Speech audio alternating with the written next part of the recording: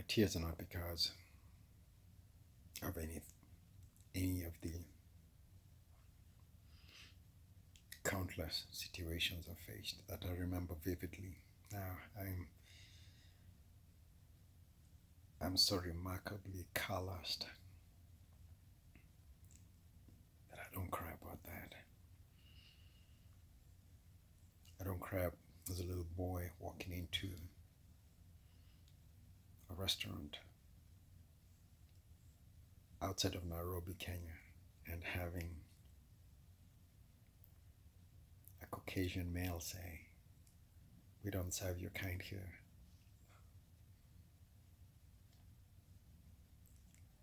He set up a restaurant in East Africa, doesn't serve my kind. We walked out. We didn't want to find out what his dogs could do.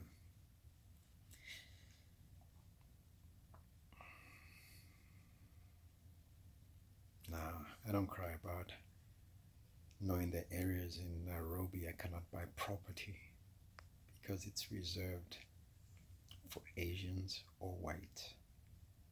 I don't. I didn't cry when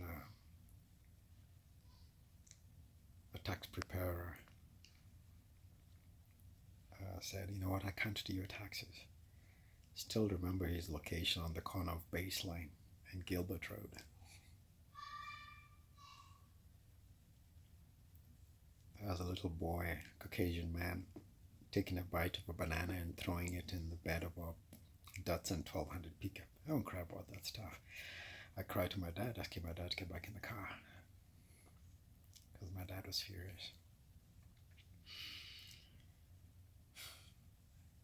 The tears you see in my eyes are not because I was pulled over for having tint that was too dark.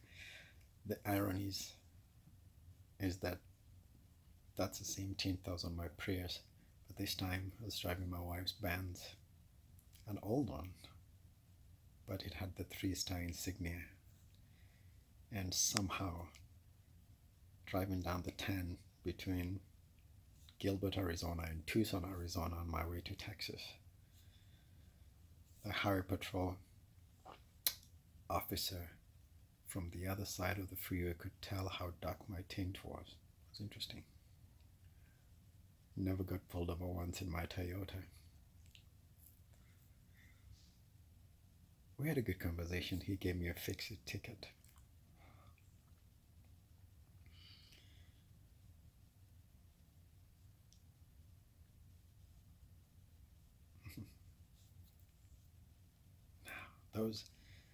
Those experiences, sad to say, but I'm so calloused, really calloused, that when I walk outside by myself, I am one person viewed a certain way. If I take my 2 little girls with me and our puppy Rover, I'm a lot less threatening. I'm 146 pounds soaking wet, 5'11".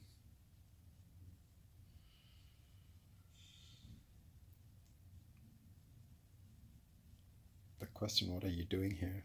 from an officer, and presenting my driver's license and pointing out that the address on my driver's license is for that house over there.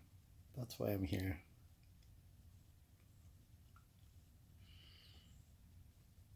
And his words were, "Well, be careful around here." Okay. No, I cry because in the last few days following the murder of George Floyd, something remarkably interesting has been happening. Protests that I see have participants across several demographics, the youth. And they're not worried about their race, the economic stature. They just love people. My favorite pastor, Mission Community Church, consistently standing up. Not, it's not politically expedient for him to stand up for this fight, but it's what Jesus Christ did, and he does it. My dear friend and co-worker starting a Facebook group saying she is going to use her white privilege to ask questions and begin difficult conversations. That's actually what brought tears to my eyes. I didn't ever expect to see that day come.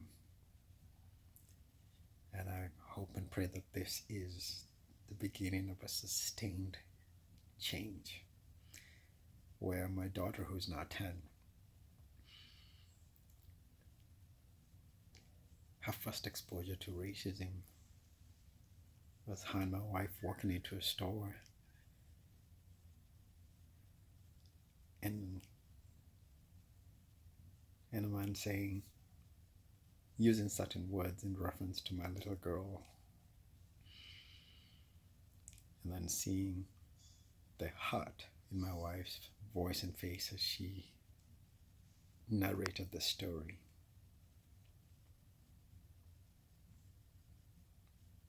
Those moments break my heart. I can deal with it when it comes against me, but I have hope in just what I've been witnessing and the people that are leading this change. Baron Nelson, high school student leading a protest. There is hope. Peace.